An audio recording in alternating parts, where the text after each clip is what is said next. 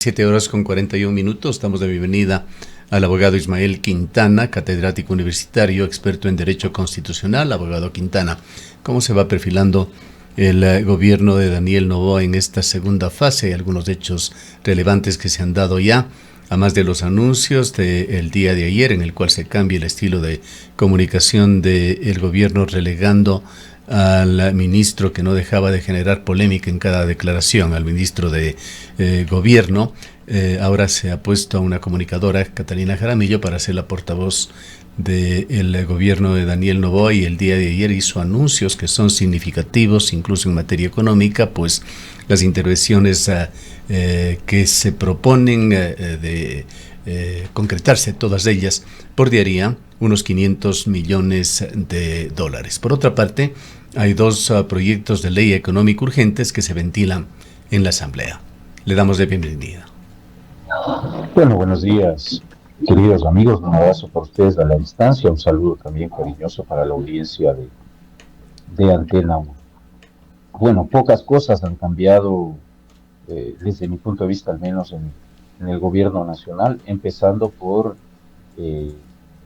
lo que mucha gente esperaba. Es decir, había la expectativa de que en un ejercicio probablemente de reconocer que en la primera etapa del gobierno no hubo o no se contó con un equipo de ministros y secretarios de Estado lo suficientemente competente. No voy a hablar por todos, porque también creo que en el equipo de gobierno del presidente Noboa, sin lugar a duda, han habido también buenos colaboradores, pero también creo que ha habido de lo otro. Y me parece que si hay eh, un cuestionamiento que hay que hacer a este primer año y medio de gobierno de Noboa, es precisamente la improvisación. Creo que la improvisación fue la regla general en el andamiaje del equipo de gobierno del presidente Noboa.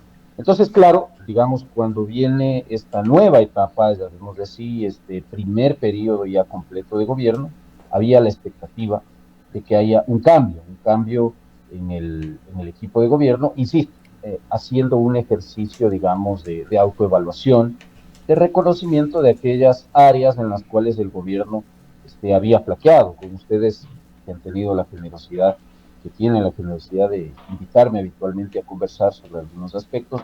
Yo he cuestionado mucho, por ejemplo, la labor jurídica del gobierno. Creo que ese es un punto muy débil del presidente de la República, y hasta el viernes pasado, voy a poner un ejemplo, las falencias jurídicas en Carondelet se evidencian. No sé si ustedes vieron que en horas de la tarde, por ejemplo, se hizo público el decreto ejecutivo a través del cual el presidente Noboa nombraba a su nuevo delegado en el Consejo Directivo del IES. Minutos más tarde, desde Carondelet se dan cuenta que tras una reforma a la Ley de Seguridad Social y del BIES, la última, y ya el presidente de la República no podía nombrar directamente a su representante, sino que tenía que remitir una terna a la Asamblea Nacional para que sea la Asamblea Nacional la que nombre al representante del Ejecutivo en el Consejo Directivo del IES. Entonces, digamos, ese tipo de cosas que siguen pasando en Carondelet nos dan muestras de que no ha habido este ejercicio de autoevaluación, que se ha insistido, y esa es la primera reflexión que yo saco. El presidente insiste en mantener, salvo tres cambios, porque hubo cambios en el Ministerio de Salud, en Semplades y en el Ministerio del Ambiente. Me parece que en el resto se insiste en un equipo que en muchas áreas no ha trabajado bien, no le ha Ahora, en este tipo de errores, o este tipo de errores, no se centran sobre todo en la Secretaría Jurídica de la Presidencia de la República, en la persona de Stalin Andino, el secretario jurídico, de quien personalmente no conocemos mucho.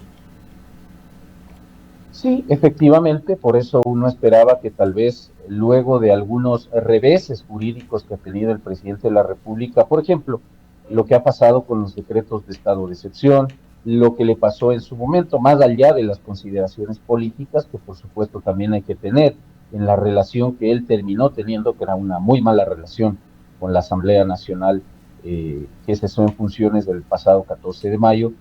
Sí creo que el presidente de la República está muy lejos de contar con una buena asesoría jurídica en Carondelet. Uno esperaba, le hablo como abogado, esperaba que ahí haya un cambio. Se especulaba cambios en Le Cancillería. pregunto porque está relacionado. El ministro de la Gasca es otro de los funcionarios que ha estado dando declaraciones y con frecuencia tocaba temas polémicos, incluso de los proyectos sobre los cuales se tiene dudas en cuanto a la constitucionalidad. ¿No es el otro de los mentalizadores de lo que ha sido hasta ahora este comportamiento jurídico, si se puede hablar así, del gobierno de Noboa? Bueno, él no es el secretario general jurídico, él es el ministro de gobierno. Sé que José de la Gasca es abogado, es un buen abogado, además penalista, yo lo considero así, lo respeto profesionalmente. Pero claro, las opiniones que él ha dado en la mayoría de ocasiones han sido opiniones que se orientan más a una explicación política que a una explicación jurídica. Quizá la vocería jurídica debería recaer en el secretario jurídico de la presidencia, pero digamos cuál será la estrategia de comunicación que esté detrás de aquello. Entonces, sí, hay ocasiones en las cuales uno puede coincidir con la opinión jurídica o política del ministro de gobierno, en otras ocasiones no. Yo en otras ocasiones he discrepado de algún señalamiento que él ha hecho, pero finalmente el ministro de gobierno no redacta los decretos ejecutivos, el ministro de gobierno no redacta los proyectos de ley que se envían por iniciativa del presidente de la República a la Asamblea Nacional. El ministro de gobierno no redacta los decretos a través de los cuales se nombran funcionarios que representan al Poder Ejecutivo en distintos estamentos del Estado. Es decir, para eso usted cuenta con un secretario general jurídico. Entonces, en general, yo, digamos, me enfocaba en el área jurídica, pero sin duda alguna han habido cuestionamientos, por ejemplo, al ministro de Defensa. Uno esperaba que en la cartera de Defensa haya un relevo importante, fruto incluso de las denuncias que hubo, recuerden ustedes, estos escándalos respecto a la compra de chalecos y cosas. Entonces uno esperaba ver un relevo en el Ministerio de Defensa.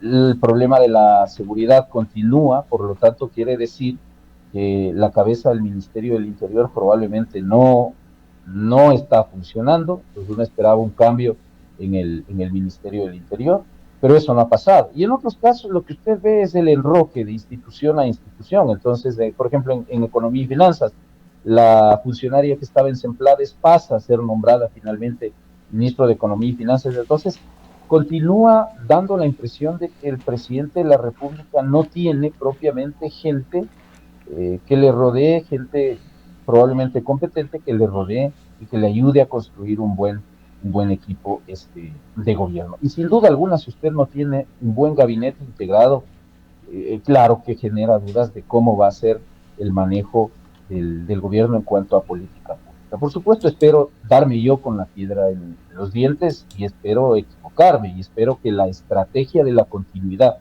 que es hacia la que él ha apostado, le dé frutos durante los siguientes 4 años de gobierno. Por una razón fundamental, querido Gustavo, si esta vez el gobierno comete errores y esos errores conducen al fracaso del gobierno, pues ya no va a tener a quién echarle la culpa. Es decir, aquí ya no puede regresar a ver y decir, esto es culpa de Guillermo Lasso, o esto es culpa de Correa, o esto es culpa de Lenín Moreno, porque resulta que él heredó el poder de sí mismo. Entonces, difícilmente podrá señalar con el dedo a otro gobierno o a otros exfuncionarios, ¿no? Y probablemente otra crítica que hay que hacer es esta permanente actitud del presidente de la República de reciclar cuadros correístas en su gobierno. Marcelo Holguín, por ejemplo.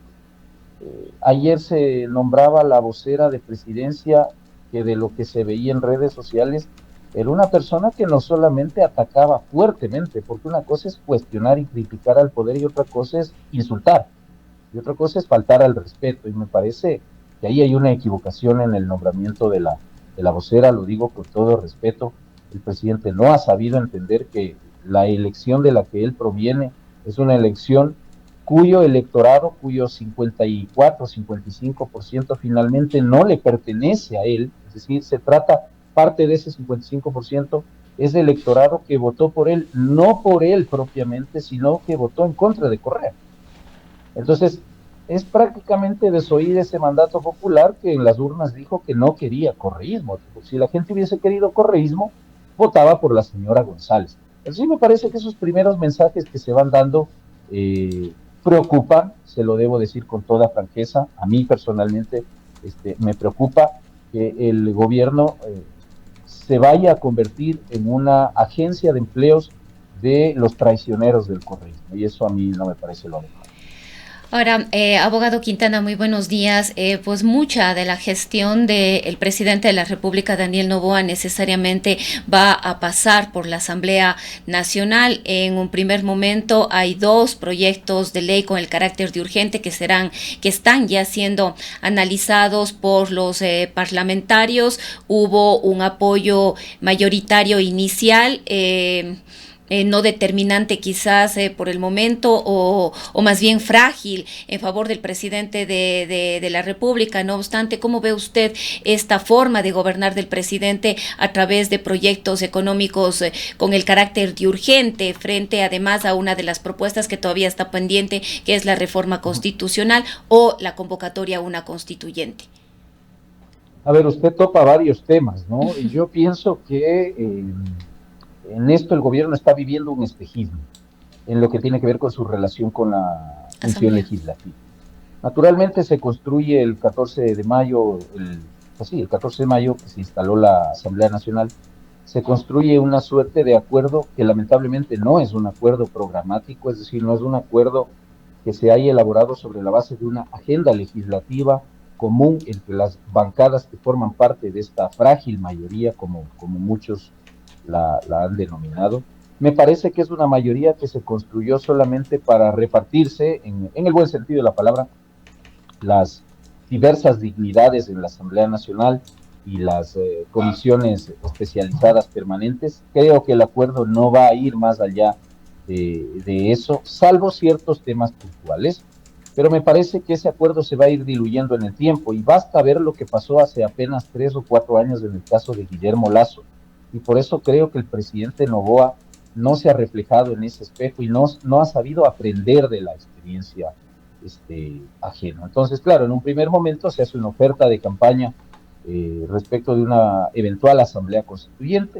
Cuando se llega a la instalación de la asamblea, se ve que se ha logrado construir con las uñas una mayoría de 80 asambleístas. Entonces se cree, por eso hablo de un espejismo, se cree falsamente en el gobierno que esa mayoría le va a acompañar al presidente durante los siguientes 4 años, y eso seguramente no va a pasar. Nuevamente, espero ser yo el equivocado y que el gobierno nuevamente nos dé con la piedra en los dientes, pero la experiencia, queridos amigos, nos muestra, al menos en estos últimos años, y la historia del Ecuador, de que esas mayorías son absolutamente frágiles, con el respeto a la audiencia, pero se trata de una mayoría, a mi juicio al menos, pegada con babita, con saliva, y eso sin duda alguna se va a ir diluyendo en el paso del tiempo. Es más, ayer yo veía en un noticiero al mediodía, porque hoy, entre hoy o mañana, se va a instalar la Asamblea Nacional precisamente para topar en segundo debate algo que usted comentaba, la iniciativa de reforma parcial al artículo 5 de la Constitución relativo al tema de la prohibición de bases militares de extranjeros. Pachacuti está en contra de esa reforma. Naturalmente el correísmo siempre estuvo en contra de esta reforma. Entonces, si Pachacuti se baja del apoyo a esta propuesta, sin duda alguna el gobierno no tiene los 77 votos que requiere conforme el 73 de la ley de la función legislativa para aprobar la propuesta de reforma parcial. Entonces yo creo que ya en el camino, cuando ya se trate de aprobar leyes, vamos a empezar a ver que hay discrepancias. Por ejemplo, en el caso de la primera ley urgente en materia económica, esta que tiene que ver con el combate a las economías criminales, usted puede ver que la ley, y en el primer debate ya ocurrió, sufrió varios cambios. De hecho, en el tratamiento en la comisión especializada ya hubo varios cambios. Es decir, si esa ley se aprueba finalmente en el segundo debate, como creo que va a ocurrir, no va a salir como el presidente Noboa la ha planteado. Claro, muchos dirán, bueno, el presidente conserva su potestad de veto y el presidente incluirá nuevamente las ideas originales que él había remitido en el proyecto inicialmente enviado, y como las normas constitucionales de ahora hacen prácticamente imposible insistir en el texto aprobado en segundo debate, el presidente tiene fácil para una objeción parcial. Sí, el sistema de aprobación de las leyes desde la última reforma constitucional está así y el presidente tiene esa poderosa herramienta. Pero creo que ya estos son indicativos, es decir, el hecho de que usted tenga voces en la Asamblea Nacional, fundamentalmente las de Pachacuti. Digo esto porque el correísmo va a ser siempre oposición, sea el proyecto de ley bueno o sea malo o sea perfectible, el correísmo se va a oponer a todo, ¿no? Entonces es una oposición ciega con la cual no hay como sentarse a discutir, lamentablemente. Entonces, el gobierno depende de Pachacuti, y Pachacuti son 9 votos, y esos 9 votos se pueden diluir. Entonces, el gobierno yo creo que está tanteando, mis queridos amigos. No creo que va a salir mal la primera propuesta de ley urgente en materia económica, fundamentalmente porque, claro, el mensaje político de quienes se opongan es finalmente que se oponen a arreglar un problema del que todos nos quejamos día a día, que es la inseguridad. El otro proyecto de ley que ustedes comentaban el otro día con un colega mío, que tiene que ver con reformas al sistema de contratación pública, me parece un buen proyecto de ley en términos generales, sin ser yo un experto en el área de contratación pública, creo que reúne la condición de urgente en materia económica, pero creo, nuevamente vuelvo a la falta de asesoría jurídica en la Presidencia de la República, que aquí se ha bypaseado la norma constitucional, porque sin duda alguna, la regla general es que usted no puede, como presidente de la República, remitir más de un proyecto urgente en materia económica a la Asamblea Nacional, claro, con la excepción de que exista decretado un estado de excepción. Y claro, muchos dirán, pero ¿está decretado un estado de excepción? Sí, pero la condición para que usted pueda entrar en esa excepción, es decir, que usted pueda remitir varios proyectos de ley a la misma vez calificados de urgentes en materia económica, es que estos proyectos de ley tengan relación con la causal que ha motivado el decreto de estado de excepción. La pregunta que habría que hacerse es entonces una reforma importante, necesaria, fundamental al Sistema Nacional de Contratación Pública, que tiene que ver con el conflicto armado interno, porque además del conflicto armado interno, en términos de la jurisprudencia de la Corte Constitucional, no existe, es decir, le han declarado la inconstitucionalidad de esa causal. Entonces, sí falta un poco que el gobierno explique esta correlación entre el estado de excepción y este reciente envío de 2 proyectos de ley urgentes en materia económica a la Asamblea Nacional. Creo que ha faltado rigor no solamente en la Secretaría Jurídica de la Presidencia, sino que ha faltado rigor en la Asamblea Nacional. Y eso me preocupa. Quisiera volver, abogado Quintana, al tema que usted mencionó. Solamente con esto concluyo, solamente esta idea. Me preocupa una cosa, y es que en su momento nosotros cuestionamos que la Asamblea Nacional en el gobierno de Correa era básicamente una oficina adjunta del Palacio de Carondelet. Me preocupa que estemos entrando nuevamente en esa lógica donde todo lo que manda el presidente se lo trata, se lo tramite y se lo aprueba sin objeción. Hablando justamente, abogado Quintana, sobre los riesgos de que las malas prácticas del correísmo puedan irse sembrando de alguna manera en el actual gobierno. Quiero volver al tema de los funcionarios con pasado correísta que se encuentran colaborando con el gobierno. Allí está Fausto Jarrín, ex abogado, muy visible, muy conspicuo de Rafael Correa. No conocemos si ocupa o no un cargo público, pero es claramente identificado como un operador político clave dentro del círculo de Daniel Noboa. Está Marcela Holguín, ex asambleísta del correísmo, ahora encargada de los medios públicos, y acaba de debutar Carolina Jaramillo como portavoz del Ejecutivo, un cargo sumamente delicado. Ella estuvo en la Secretaría de Comunicación, en el Ministerio de Defensa, en la Cancillería, en la Asamblea Nacional durante los gobiernos de Rafael Correa y Lenín Moreno. Y hay ciertas cosas que están pasando en materia de comunicación ya en el país. El día de ayer observábamos protestas directamente, no solo insinuaciones, protestas de Diario Expreso por la marginación que se le está haciendo a este diario, considerado probablemente como de oposición por el gobierno, a varios ministros que no quieren dar declaraciones, y se ha dicho que existe ya alguna lista negra por allí.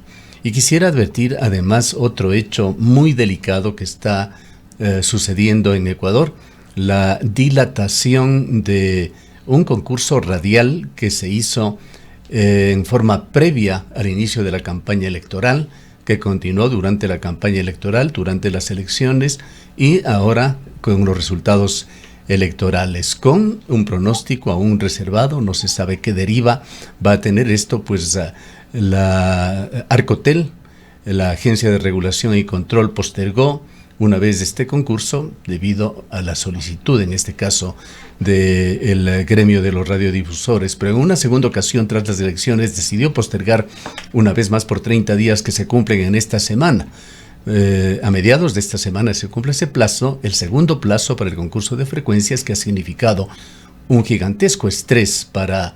Son aproximadamente 3.000 frecuencias de, no sé, 1.500 o 2.000 medios de comunicación del país que han pasado por situaciones realmente estresantes. Hemos pasado con altísimos costos profesionales que obligan este tipo de concursos hoy en día por los altos estándares que pone en los estudios Arcotel, y en un ámbito de falta total de seguridad jurídica para realizar nuestro trabajo. Aparentemente, esto se menciona, esperemos los anuncios de esta semana, este concurso será dado de baja y se irá a fojas cero. Esperemos que esto no se dé, pues son temas muy delicados en materia de comunicación que se están dando en el Ecuador.